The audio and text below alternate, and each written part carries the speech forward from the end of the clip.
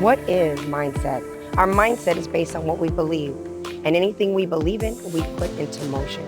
I have spent my life putting the mindset of perseverance into motion, and now I am here today to share my journey along with others whose mindsets have changed the course of their lives. Hi, I'm mindset coach Lorraine Lindsey, and I believe that if you can change your mind, you have the power to change your life. So are you ready?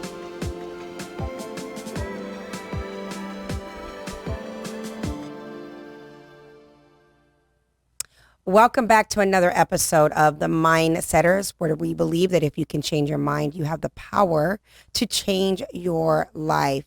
I am your host, Coach Lorraine Lindsey. I am a certified peak performance coach, mindset coach, but most importantly, I like to coin the phrase, a keep it real coach. We are here today to talk about another mindset type conversation. But before we get into today's topic, please do not forget to hit the subscribe button. If you like our content, give us a thumbs up. We love to hear your comments. So put some comments there in the chat as well. And if there's any topics that you want to hear us talk about on the show, please let us know. So without further ado, I want to get right into this because this is going to be a full show. I'm bringing back a guest who's been on the show many, many times. He is a phenomenal person in general. He's a good friend of mine. This is Mr. Rodney Allgood. Hey, Rodney. Hey. And I'm going to read your bio because it's a great one. So a little introduction to Rodney Allgood. Mr. Allgood is the creator of Mind Shift 360, a high-impact program helping high-achieving entrepreneurs break through ceilings, limiting beliefs, and comfort zones so they can soar to the greater heights, expanding their focus in business from just the bottom line to leaving a lasting legacy. Mr. Allgood has 3 decades of personal experience as an entrepreneur and industry leader. Rodney has learned that it is not enough to amass money. It is critical to align your business with your passion and your purpose. Rodney has successfully coached professionals struggling with stagnation in their careers and businesses. He has also helped thousands of people with his videos, courses, and coaching to overcome extreme mind control, from traumatic experiences to liberating from religious cults. Also a former host of iHeartRadio show It's All Good, Rodney has empowered people with the message that we are truly the screenwriters of our own lives. Whether he's speaking at high school, universities, or Fortune 500 companies, Rodney is able to inspire rising stars as well as re-inspire those who may find themselves adrift in their business to align their self-belief with their level potential. Rodney is also an award-winning speaker. Rodney deeply resonates with diverse audiences by seamlessly blending wisdom from his business acumen with divine-inspired poetry, keeping his audience at the edge of their seats completely engaged.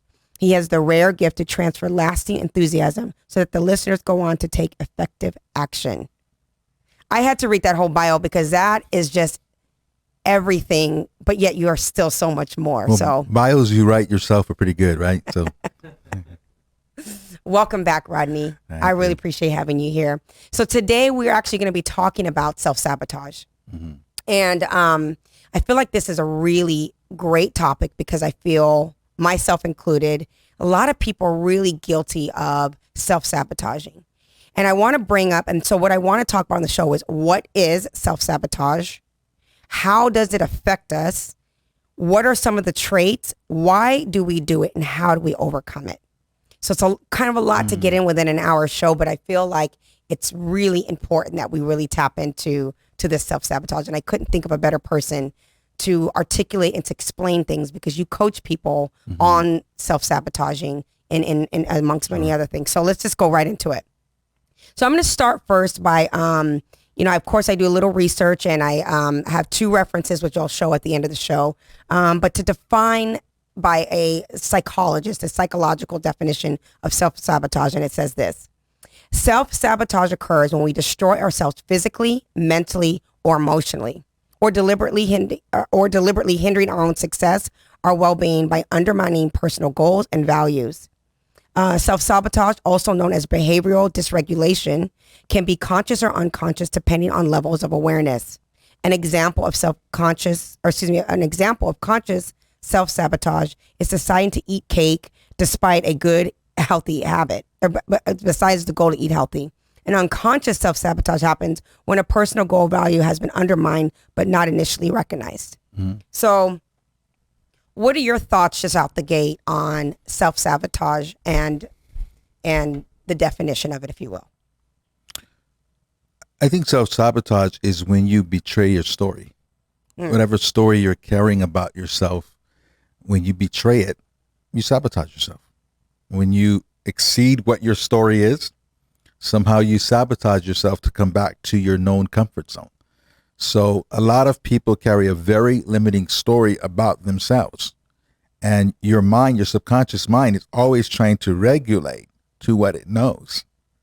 So the sabotage happens because of your story. If you want a bigger life, you've got to tell a bigger story.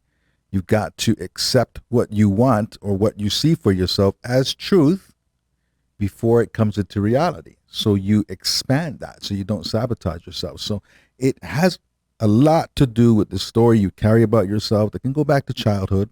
It can go back to other people's opinions of you. It can go back to things other people said about you that you took on as your truth because you heard it enough.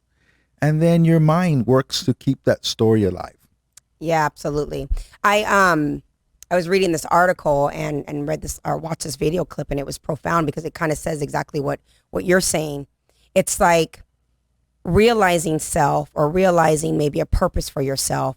And again, I always say this on the show. It doesn't necessarily mean something grandiose, but just realizing that there's a call in your life and knowing that it's there. The self-sabotage comes with the fear of accomplishing it, right? And so we almost demise ourselves, and most of us end up living very mediocre lives because we know what we should have been, could have been, but we're afraid to attain it. Right. And the thing with self-sabotage, because, how does it affect us? But it affects us in such great ways. It affects us financially. It affects us emotionally. It affects us in our relationships. Whether they're our most intimate, sometimes our friendship, it affects ourself and who we are and how we show up. Right. So what are some traits of self-sabotage? And I put a couple bullets up on and we'll kind of like hit them one by one. So let's start with the first one. Procrastination. Now, this one for me is probably one of my biggest forms of self-sabotage. And I think that a lot of people may not be aware that this is a form of sabotage, of self-sabotaging. And I'll give you an example. First of all, my biggest issue is that I always put my eggs in too many baskets. I want to do this, and I want to do this, and I'm going to do this. And I really believe at the time that I can do all of these things. And sometimes my ideas of things that I want to do are all equally important in my mind and equally as grandiose as a task.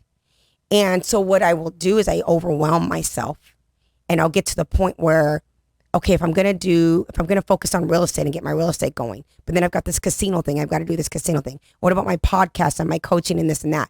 And every one of my mind is important. And so then I'll task and I'll say, okay, I got to do it. And then because I get overwhelmed, I wait to the very last minute, and then I get high stress, and then I don't finish everything, or I finish it last minute and it's not as good as it can be. And then I start to question myself. Why am I doing this? I'm not good enough for this. I shouldn't be doing all this work. I'm really not good at doing anything. And then all I want to do is go to bed. So I'm bad at procrastination, and I'm realizing that this is how I'm sabotaging myself, because if I procrastinate, it's going to create the conversation of self-doubt. Well, some people are very aware of their potential. Like, you're very aware of your potential, right? So that's why you want to do so many things, because you know what you're capable of, right? But in life, we operate to the level of our self-belief, not the level of our potential, right? So, say that again. That's good. We operate to the level of our self-belief, not the level of our potential, right? So for a lot of us, when we can see our potential, some people can't see their potential, right? Let me give you a good example. If I took a bottle of water and I drilled a hole 2 inches from the bottom, it doesn't matter what the potential of the bottle is. Right. You're only going to have 2 inches of fluid in that bottle, right? But some people are aware. They look up and they say, man, this bottle is so much bigger. I see my potential. And it's frustrating you because you see what it should be, but the water keeps draining out. Right. Other people think the container is 2 inches high. So it doesn't bother them the same way because they're only shooting for that, where the hole is, right? So for some of us, like you got this massive potential and you know it. And sometimes we can have a fear of outshooting our story, right? So procrastination is just it's a method of sabotage, because no one says, I'm sabotaging myself. I think I'll sabotage myself today. Right. You're not going to say it's sabotage. We're going to find some label to put on it. Procrastination, too busy, not the right time, whatever it is. We give ourselves reasons why we're not doing something, but all of it is to keep us from our potential, to keep us more toward the story that we've given ourselves. And why do you think that is? I mean, and we're going to actually get into that because we're going to break down why people actually self-sabotage. So maybe let me digress from that for a moment. But what's interesting that you say that, because I think here's the difference, and it was kind of defined as well, is when it said unconscious self-sabotage versus conscious self-sabotage, and the importance of the awareness that it's being done. Because like you said, we don't phrase ourselves as self-sabotagers necessarily, unless it's the obvious stuff. But yet we do things on a daily or on a regular basis that's part of our habitual being that causes us to sabotage a purpose in our life or things that we really, really want to be doing. Right. So procrastination for me is almost a conscious, for me, because like you said, I'm aware of maybe my potential. So I'm very aware that I'm procrastinating because of that awareness. What do you think? Well, let's go to the next one before, because there's so much. My brain's going, brrr, I got to slow down. Let's go to the second bullet on different types of procrastination or self-sabotage. Cognitive dissonance. So the rationalization. So for those that don't really know what cognitive dissonance is basically seeing a thing and creating a story outside of the thing. So I'll give an example that I heard on, this is a perfect example. Let's say I smoke. I'm a smoker. And I know that the smoking is bad for me. I know that there is a problem with smoking. Okay. So I make a decision for my health to quit smoking. But I have this monkey on my back that keeps wanting me to pick up that cigarette. Cognitive dissonance is the way you're going to rationalize it being acceptable for you to smoke. So you may say, well, I'm going to die someday anyway, so I might as well just smoke my cigarettes, right? That's one way. Or it's not so bad if I smoke my cigarette, maybe one instead of a whole pack, one cigarette versus the pack. Or no one in my family has ever died from smoking cigarettes, so I'm going to be good. So we find excuses to rationalize something that's bad. And that is actually a form of self-sabotage. And we do it a lot in relationships, right? We'll be in a relationship that we know the relationship is no good. It's right in our face. We see that this is a problem. It's unhealthy. It's toxic. The list goes on. And yet, because we are afraid of being alone, we're afraid of the rejections, whatever our fear labels are, we literally rationalize and tell ourselves to stay in something that's not going to help us grow. Yeah, because we're trying to stay in the comfort zone of what we know, right? So you take someone who is in an abusive relationship. Like we all know people who have been in several, right? They go from one to the next to the next. A lot of times when that person gets with a person that treats them like a queen, they sabotage that relationship because it's uncomfortable. It's violating the story. I once had somebody I had started dating, why are you so nice to me? Right. Why are you doing all this? See, I was violating her story. Yep. And our comfort zone isn't about comfort. Comfort zone is about what you're used to. So many times someone will sabotage a relationship with the person that treats her like a queen, and she goes right back to what she knows. Right. Why? Because maybe her dad was like that. right? Right. She knows what to expect in that messed up situation. Another example is people with money, living in Las Vegas. Somebody hits the jackpot. That money will be gone in 12 months Right. because subconsciously that person is wired for poverty. Same thing happens in the NBA. I think I read about 68% of NBA basketball players go broke 3 to 5 years after retirement.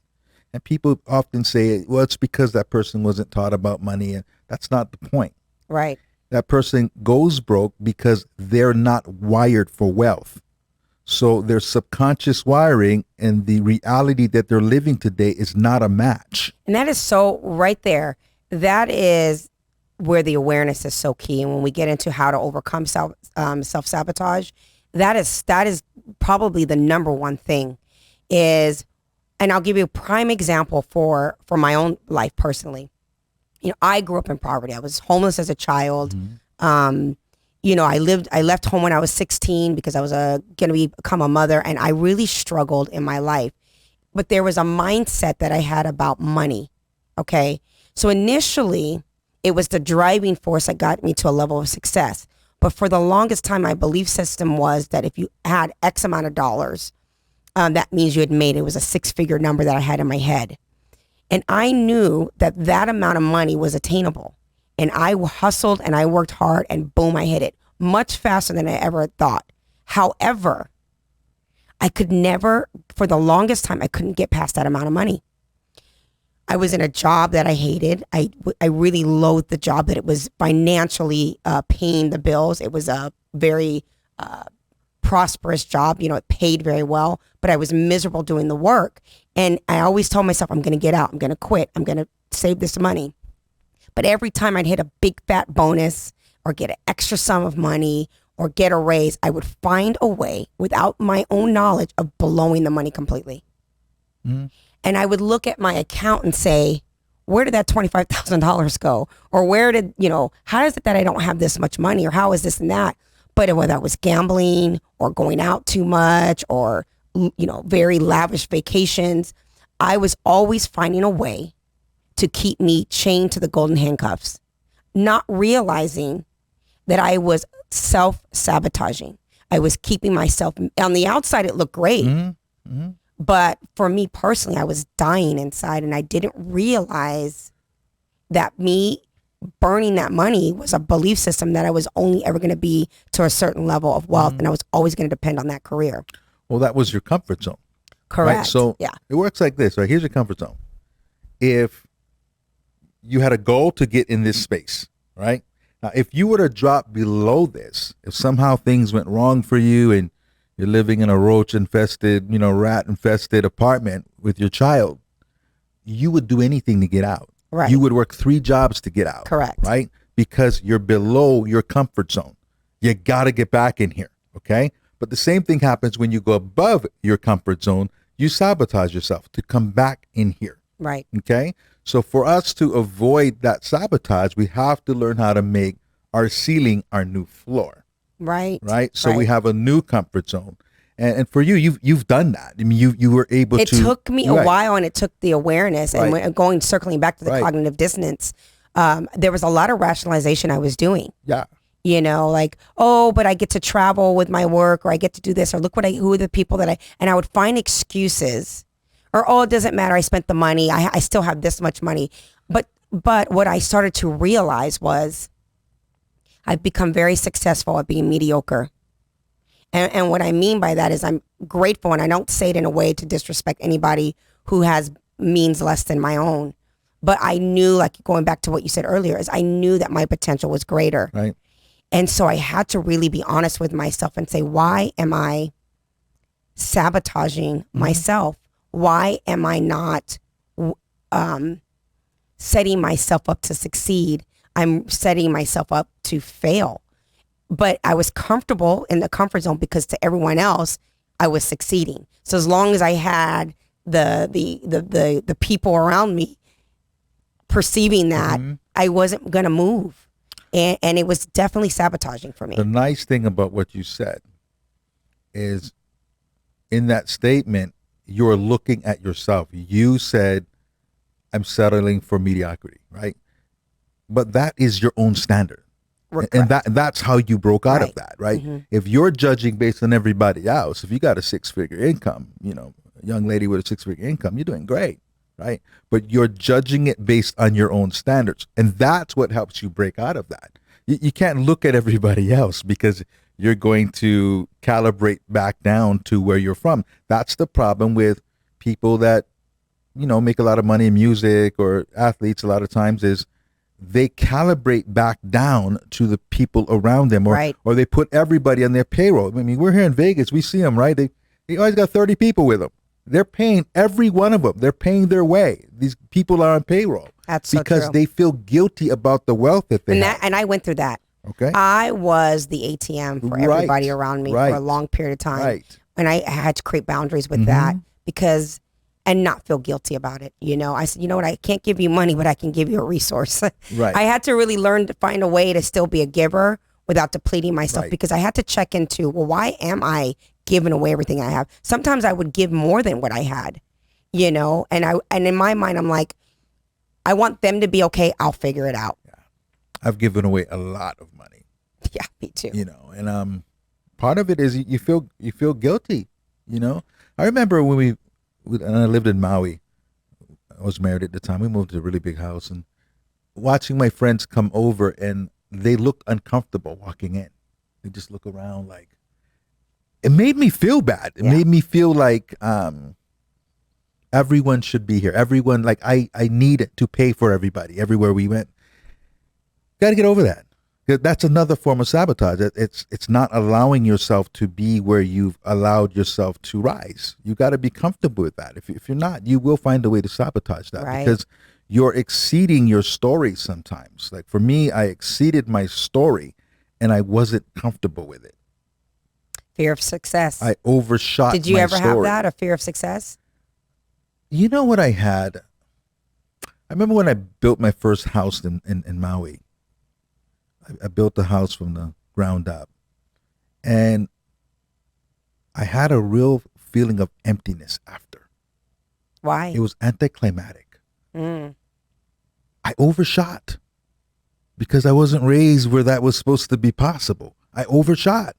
I didn't have any new goals. I didn't have any, like, what now? Right. You know, and again, there's sabotage that comes with that where I wasn't working as hard. I wasn't as focused. I kind of lost my way. Well, like you said, you didn't have you hit your ceiling and you didn't know how to transform that to a floor to a new ceiling. Exactly. Let's go to the next type of self-sabotage. Self-criticism. So years ago, I took a course by the Landmark Forum, probably one of the most life-changing courses of all the courses and training that I've ever done, because it literally was a check with myself. And I remember they said, you know what you know what you don't know, but you don't know what you don't know. And those are the blind spots that you have in your life.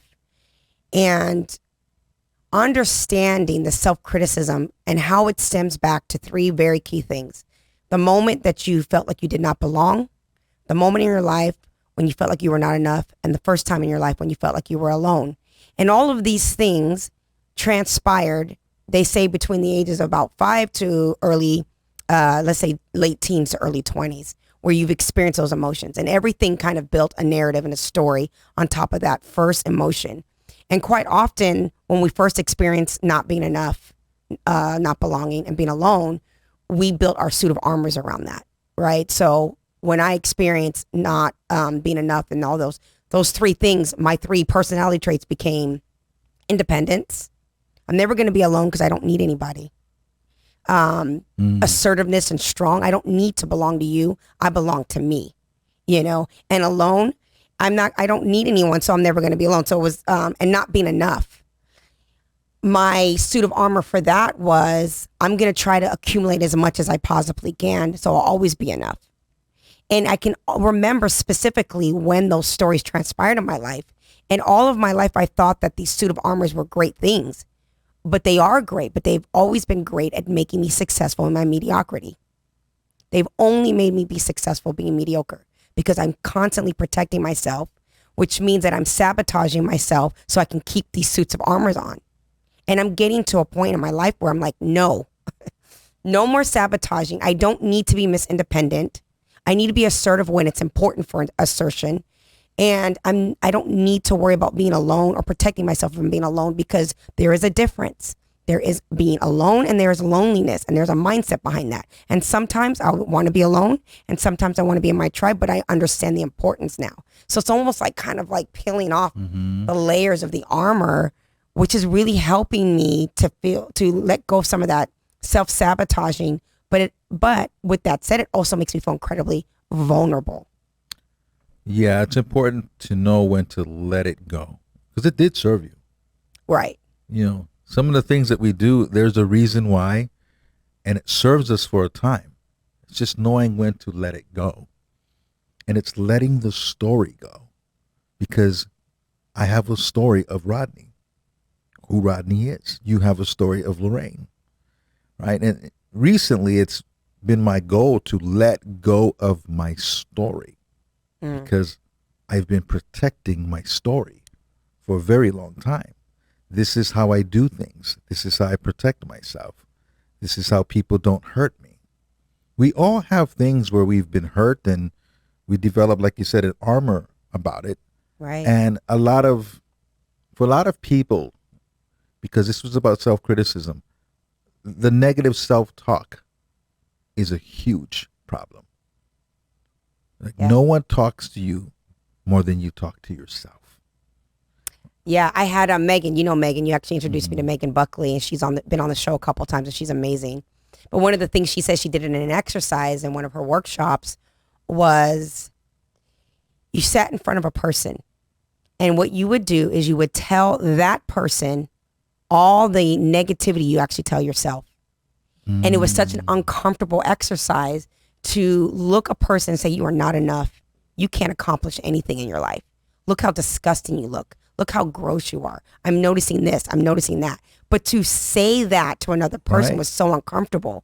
But to say it out loud and realize that I'm telling them what I tell myself, it's like, ouch. Our biggest form of self-sabotage is the limiting belief system that we put upon ourselves by criticizing ourselves over and over and over again. And again, it's like, how do you overcome it? How do you check into it? Because sometimes we're doing it so subconsciously. Like I could literally be driving down the street and the thoughts become habits after a while. They cue at certain times, right? Because it's become so ingrained in your brain. It's been so hardwired that it's literally just cued by habits. I know when I get up at this time and look at my phone, I scroll social media, that cues me to think, oh man, I really need to work out. Oh my God, my body doesn't look like this. Oh, this, oh that, blah, blah, blah, blah, blah, blah, blah. Boom. When I'm driving, because I have the same routine when I drive, right? There's a particular billboard in a certain spot. It triggers a thought.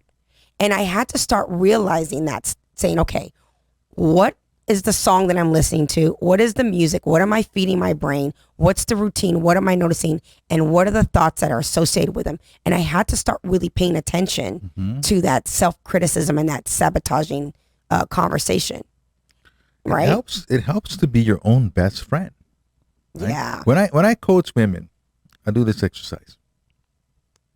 I'll look at them, usually on a Zoom or something, and I'll say, if I asked you to say, I'm an amazing and phenomenal woman, would that feel weird? And they usually turn away and go, yeah, that doesn't feel right. Feels like I'm lying. And then I say, what would your best friends tell me was the best things about you? Your best qualities. I love that. And they rattle off a bunch of stuff. Well, they would say I'm kind. They would say I'm always there for them. They would say I have a big heart. They would say I'm a good mom. And they rattle off a bunch of stuff. And then I say, well, that sounds pretty amazing and phenomenal to me. I said, now if you had a best friend that had the same qualities as you, the exact same qualities that you just mentioned, and she was having a down day, and she was just being hard on herself, just tearing herself up, what would you tell her to cheer her up? Well, I would tell her that she's phenomenal and she's always there for me and she has a big heart and she's such a good mom. And they just rattle off a bunch of things that would make this woman feel better. Then I would say, but that's you. The woman we're talking about is you. And then I make them say it. Look at me in the eyes. I don't let them look anywhere else. I don't let them blink. I don't let them laugh because they want to do all these distracting things before they say it. I said, just look at me and say, I'm an amazing and phenomenal woman. And they do it. And you can almost physically see something come off of them, like an exorcism. But it's hard to do. Right? I mean, I've done exercises like this as well, very similar, where instead of even saying it to another person, because it's uncomfortable, but to just stare at yourself in the mirror and say, you know what, I love you. It is hard. It is so hard. And I will tell you straight, just true candor. There has been times in my life where I will have the discipline to get up and do the mantras and do the self-talk and all of that. But it gets to the point where it's so unearthing and so uncomfortable that it feels like I'm digging a hole trying to bury the old me. And then there's a resurrection of her coming right out. And it gets to the point where it's just like, it's so hard to shed the skin, but it is so powerful to do it. But you have to create the discipline and not sabotage it. Well, it helps when you're looking at life realistically. Okay? Okay. Now, what do I mean by that? I mean, if you saw a guy walking down the street and he's 6'3", that's a tall man, isn't it? Yes. But if he was an NBA, that's a short man. So if he's only looking at the people who play professional basketball, he won't feel very tall. If he's being realistic and looking at all society, he'd find out that only 12% of men are over 6 foot tall. He's very tall. It's perspective. It's perspective. Absolutely. Right? I love that. But when you keep creating an impossible game for yourself, right, where you're just looking at who's better than you or who's accomplishing more, who you think is doing that. Right. That person might be telling themselves the same story you're telling yourself. And most of us are, right? Right. We're all not unique in the sense of no matter levels of success or beauty or whatever, you name it, having children, not having children, having a family, not having a family. We can go on and on. But you're exactly right. Mm-hmm. We're all feeling a shortcoming somewhere. Right. So when you're looking at the totality of life, and this will help everyone, look at how blessed you are. I remember one time, a girl told me, no man has ever hit on me. No one has ever asked me for my phone number, ever. I'm like, wow. And then my secretary who used to work for me was having a down day, but she wasn't feeling very good about herself. And I told her that story. And she just started to cry. Because she had made up I can't imagine being that woman. Mm-hmm. I said, when you look at the scale of the whole world, you're pretty high up on it, but you're not seeing it that way. Right. So with everything, I think what helps us is having gratitude. A sense of gratitude helps the sabotage because we look at how blessed we are and we start telling ourselves a story of how blessed we are. We start telling ourselves a story about how talented we are. We start telling ourselves a story of all our advantages we have in life. So I'm going to challenge you a little bit. Because I hear that, and that is a very aware thing and a very mindful thing to do. But there are going to be people that are listening to this, and their world is falling apart. Right. Whether they're sick, or they're just sick of, or they are financially broke. Maybe they're physically, they feel that they're unattractive. Their world is just falling apart. I mean, there's a variety of reasons, and we say, well, be grateful. And they're like, but every spoke on the wheel is falling apart. How does somebody find and tap into some form of gratitude when it just seems so hard and so dark in the moment for their lives? I have a great story for you. Okay. Maybe this is 2010. I'm going through a really tough time. Going through a divorce. I'm 6 figures in debt. Everything is going wrong in my life. I had left the religion. I got shunned by almost everybody I knew. And it was horrible. I'm down on myself. It just feels like everything in my life is going wrong. And I lived in a high rise in Honolulu. And I went to go get coffee or breakfast or something, and I live downtown, so I step over this homeless man. And I get my coffee, and I come back, and I step over him again. And I go back up to my apartment. And I look out my window. I'm on the 34th floor. I could see the ocean from my bedroom. I said, I'm not laying in my own pee. I'm not laying on the street in my own pee. I live on the 34th floor in Hawaii, looking at the ocean. I have 2 healthy children. A few days earlier, I saw somebody with, not a kid, who's grown up, like 25, 30 years old, but had the mind of probably a baby. He was just screaming for no reason. 25 years of this person screaming nonstop, wheeling him around in a wheelchair. I'm not dealing with that. When I really looked at my life, I had a few problems. I probably could put them on one hand. They felt big, but I had far more blessings. And I went back downstairs. I grabbed that homeless guy. I said, come on, let's get some breakfast. And I bought him breakfast. You just said something so poignant, and this is what transpired in my mind when you're telling the story. Because I too have had very dark moments in my life where I was dealing with depression and everything just seemed dark, right? And it didn't seem like a hole that I could dig myself out of.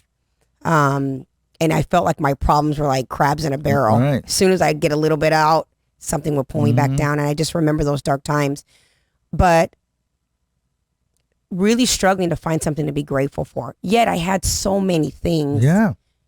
Like you said, my health, my son's health, good people in my life. But also, even knowing that and saying that to myself, it still sometimes wasn't enough. But one of the biggest things that I can say for me, because I'm like, yeah, okay, my son's healthy. Yeah, okay, I have food. Yeah, there's starving kids and other, like, I don't want to hear it. I would get angry. Like, I don't want to think about gratitude.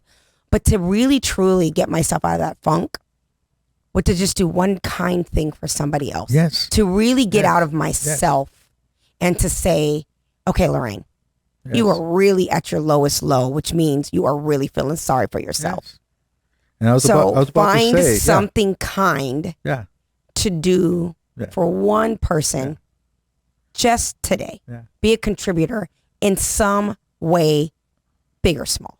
I was about to say, after I bought that homeless man breakfast, part of my morning routine was to buy someone breakfast or coffees, because I live downtown, they're homeless everywhere. I'm going to make one homeless man smile. And that just set my day up a whole different way. I mean, there's no way to feel bad after you've done that, right? I mean, it was helping me as much as it was helping them, right? So it just changed my perspective. This whole conversation is about perspective. Correct. Yeah. When we change our perspective, when we change how we see things, how we're looking at it shifts. Right. Or what we're looking at shifts. So I'm like, it's kind of like a Rubik's Cube. My life's a little rough right now, right? But it's like a Rubik's Cube. I'm still working on it. It's transitioning. And I learned to be kind to myself. My Rubik's Cube, I take the stickers off. Yeah, I don't even try to solve it. I just take the stickers off. Yeah. I would do one side to show you this order. Yeah. Just kidding. Yeah. Okay, let's go to the next type of sabotage. Overcommitment. And I had wrote on another one, overcommitment and undercommitment. So this is such a big form of self-sabotage for people pleasers, right? Yeah. People pleasing is a form of self-sabotage. Absolutely. Because what happens is when we are in a state of self-sabotage, we are looking to go into our emotional home, right? Whether it's guilt for some people, shame for others, anger for others. It's that crazy 8 pattern that they talk about, and I think Tony Robbins talks about it, and I don't know where its origin is, but there's this crazy 8 pattern where you have these 2 emotional patterns that you just kind of cycle through, and then once you exhaust yourself, you go into a self-sabotaging behavior. And overcommitment is 100% that of a people pleaser. And when we do that to ourselves, what we're looking for, if we're whether we're aware of it or unaware of it, is to go into our vehicle, our emotional home called guilt. Because that's the home that we live in when we're sabotaging. For me, my self-sabotaging emotional home was anger. That was the car that I was looking to get into, and that was what was going to drive me home. So if I was overwhelmed by something or putting my eggs in too many baskets. I was looking for something. I was doing it to be angry because angry felt safe, or because I was taught a belief system that anger was where it was at. It was a safe emotion for me. For overcommitment people, their emotional home is guilt sometimes. Like, I'm going to, not realizing they're self-sabotaging. I'm going to tell this person I'm going to do this, and this person I'm going to do this. I'm going to promise my kids this. At the same time, I'm going to do this, and blah, blah, blah, blah, blah. And it goes on and on and on. And before you know it, you're exhausted, you're depleted. And if you don't complete a task that you promised somebody else, you're going to feel guilty. You're going to feel bad. You're going to overcommit some more to try to make it up to them. And then, by the way, what's crazy about overcommitted people is they don't make a commitment to themselves. They come last every single time. On the list. Yeah, absolutely. Yeah, it's important to put yourself in first position, right? Because if you're healthy, if you feel full, you serve other people better, you serve your kids better, you serve everyone better. But you're absolutely right. I love the analogy of getting in your car and going to where that's a comfort zone, right? Right. If it's guilt, whether it's anger, whatever it is, you kind of set up things to end up there in the end. So that was a good point. I always tell people to check in. I'm like, what's your default emotion? If you can tap in, it's reverse engineering. If you can say mine was anger. It was easy for me to be angry, right? If it was really bad, it would turn into rage. And I really had to do a lot of emotional work because rage definitely didn't work for me. And anger just made people take a seat back, but it made me feel powerful in the moment, right? And so I always tell people, what is your default emotion? For some people, it's the Debbie Downer. They want to get really sad and down. For some people, it's worry and anxiety. Some people, it's, like I said, guilt. What do you think your default emotion is? One thing I learned about myself, I've overcome it now, but I used to be a chameleon. I would be who I needed to be in front of who I was speaking to. Do you feel like that was people pleasing for you? Absolutely. Yeah. Absolutely. So that was big for me because, again, overcommitment came through that too, right? I was going to tell you what you needed to hear. I'm telling this person what needed. I just was a chameleon. There was no real me. What was your default emotional being? Like when you were in your crazy eight pattern, what emotional home were you trying to drive to? I would check out. Like I would just find a way to be lost. Like when I was married and stuff, I figured out a way to shut down. Because I was a chameleon so much. Sometimes I needed to be alone so I didn't have to be one. So I would just disappear. Very interesting. Just gone. Go to the beach all day, check out, phone off. I need to recharge. But did you feel that was a healthy thing to do at the time? No. Or was it sabotaging? Because it was sabotaging. It was avoidance? It was absolutely sabotaging. I'd drive my ex-wife nuts, right? Because everything was a play. Everything was a role. Even at home, I was playing a role. And it's exhausting. Right. So I would just need to check out so I don't have to be anybody for anyone. And so avoidance. Yeah. That's a big one. Yeah, it's a big one. Let's go to the next one. Poor self-care. And I think this one can be somewhat obvious, but I've also seen it with people where it's not so seemingly obvious. They just neglect themselves in very small ways that it almost goes unnoticeable until it becomes a problem. Right. And yet, like, I'll give you an example. I had a friend of mine, and he was very attractive man, dressed very, very well, but he was very insecure about a lot of things, especially in our work world that we were doing. And he had really bad dental hygiene, right? And it was perplexing to me because he was very self-conscious about it because his teeth had all rotten, like his entire mouth was all rotten teeth. So he would keep his mouth closed. He would always cover his mouth, but he was a very handsome, attractive guy. He had perfect health insurance. He had everything he needed to go to see a doctor or a dentist, excuse me. But that part of his self-care always hindered him from getting to the next level. It hindered him from smiling when he needed to smile. It hindered him from having a conversation. It hindered him from talking to people that he felt that he could talk to. And in his mind, it was his oral hygiene was the excuse, even though he never said it out loud. And no one ever said anything to him. But at the time, I'd wonder, God, this guy has all the means and everything to really take care of that. And I get it. Some people have dental phobias and things like that. But his wasn't about being afraid of the dentist.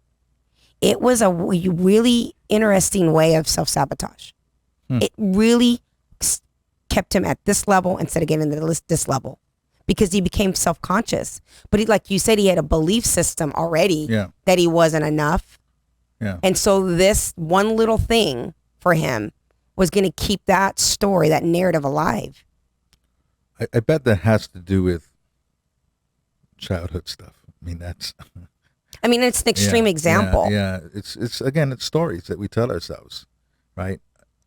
I mean, a lot of patterns get set in childhood. In fact, most patterns get set in childhood. That's the challenge, is trying to override all that programming of what things mean to us or how we do things. That could be routines, right? I used to know families that all the kids have rotten teeth. Like when I was a kid, they'd get the silver fillings. Yeah, I remember. I had all silver caps. All the way across, right? Me too. I had that. They'd have like 4 kids and all of them got rotten teeth, right? And it's like, okay, there's something that probably will carry on from that, and even like not to interrupt you, like when we overeat, right? When we talk about self-care and you tell yourself, I know it's not healthy, but there's an emotional attachment to the eating. Or people who undereat, people who suffer from eating disorders. And then you've got people who just, they just literally do not take care of themselves. And it may not necessarily be physically. Sometimes financially, they destroy themselves as a form of self-sabotage. Well, most people are run by emotions, right? So that energy goes somewhere. When they're not feeling good, it goes somewhere. Some people it's food, some people it's sex, some people it's drugs, it can be all kinds of stuff. And that's the key of habits, rituals, and routines, right? Because again, if we can create these habits, rituals, and routines that are not based on our emotion, that's how we reprogram our subconscious mind with something else other than the story that we were carrying around. Right. So again, if somebody has, is trying to take care of their physical body, it should not be, oh, I feel like it today, or I'm in the mood today. It's just got to be something you do. So to reprogram the mind to get over all these things we've been talking about as far as sabotage, it simply takes discipline. Right. The discipline to do things not attached to our emotions. And the discipline comes with the shift in the belief, right? Because you cannot put into motion a discipline if you don't believe that is a possibility. And that's where these, like, unfortunately, usually we change our belief systems when something radically shifts our world. And when I say unfortunately, I mean when something traumatic has happened. And where, whether it's like you said, a divorce or a health scare where you're almost die type thing. And that usually can shift us to make crazy changes.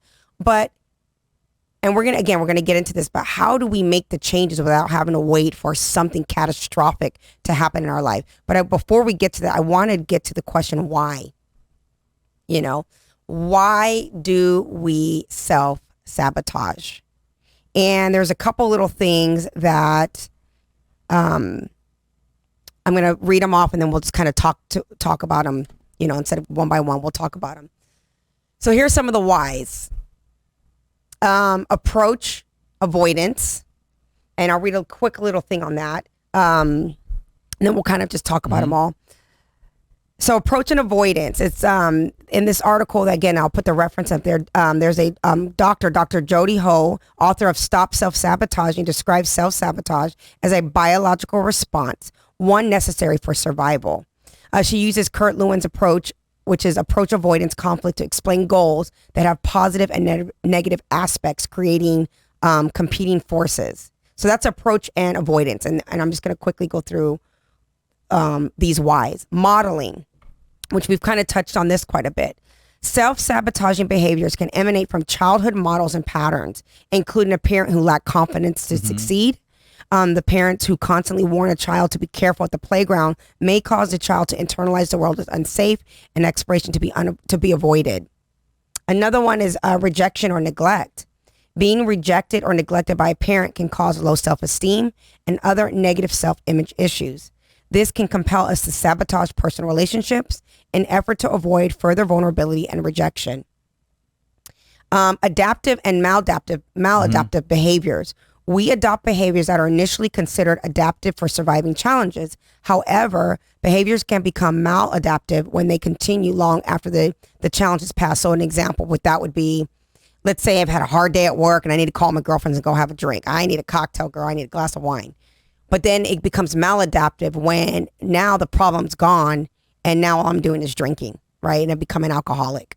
And then, of course, trauma. A child who is violated by any person, particularly a person of trust, may look at the world as unsafe and view themselves as undeserving of good things in life, leading to self-sabotage.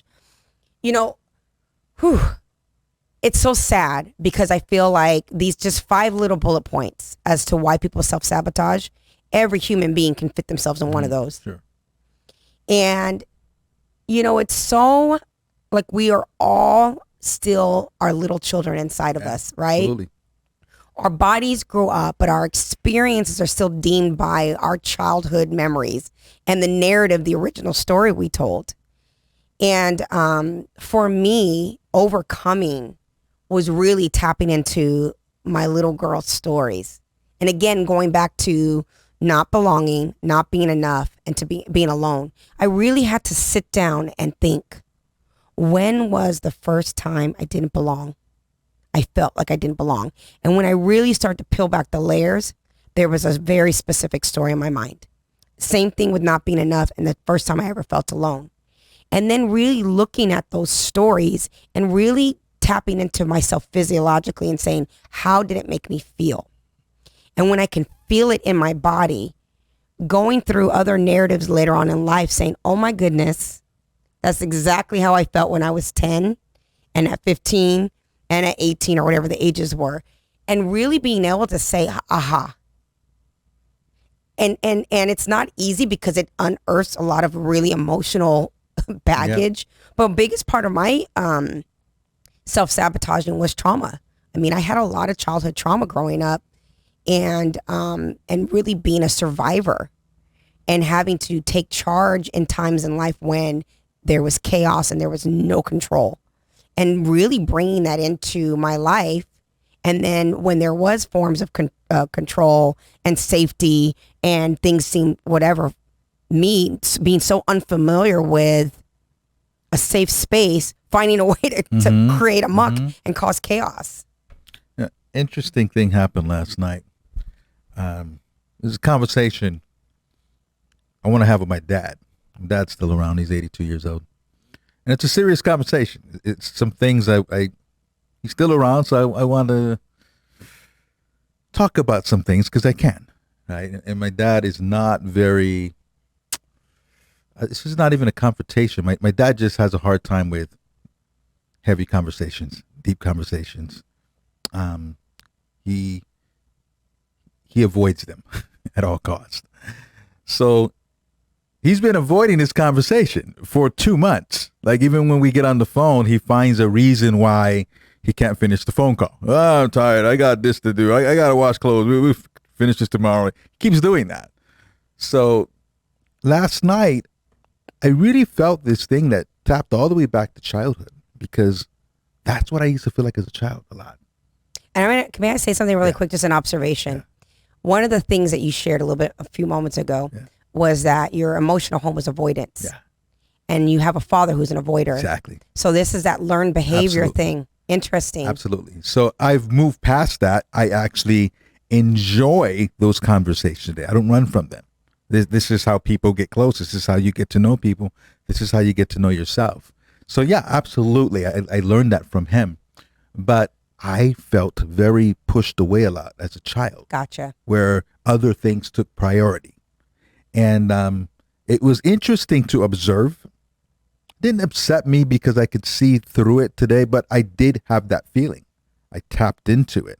That same thing I used to feel as a child where other things came first before what was important to me. Gotcha. And again, if we don't address these things, we find ways to recreate the situation over and over again, because that's what our mind does. It creates what we're used to. It will create the situation even if we don't like the situation. We create because we're looking to correct. Yes.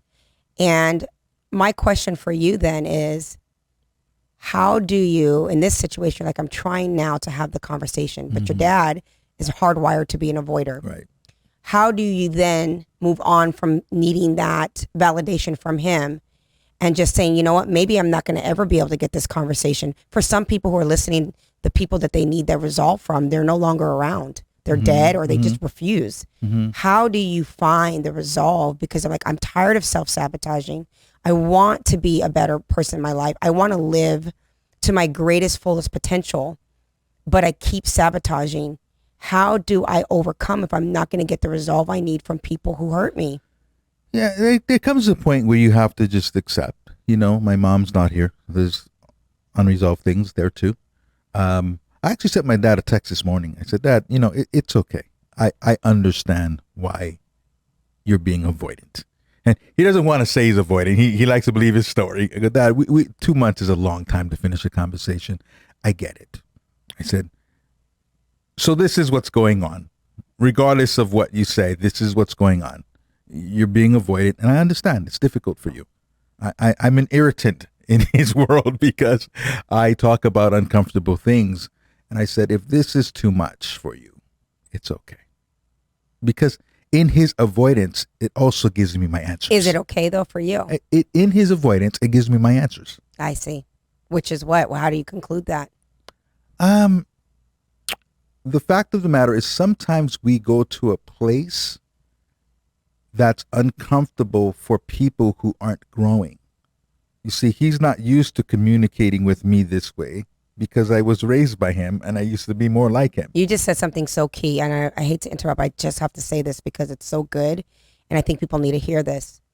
That was a struggle of mine for a long time, is I was doing the work. I was getting these revelations in my life and these understanding of things, and was very ready to be my own cheerleader and go and conquer all of these demons that I was dealing with. And that meant having uncomfortable conversations. Me approaching some of those people who I was fortunate enough to approach with because they were still here on this planet and communicating with me were still unwilling. Right. And the frustration and the defeat in that and them and me wanting them to have the same revelations that I had and to come together, I had to realize that I wasn't going to get that and that it was okay. And then I had to find a different way to move forward. Yeah. So remember this. Only growing people can see or acknowledge your growth. Only people who are growing themselves can see who you've become.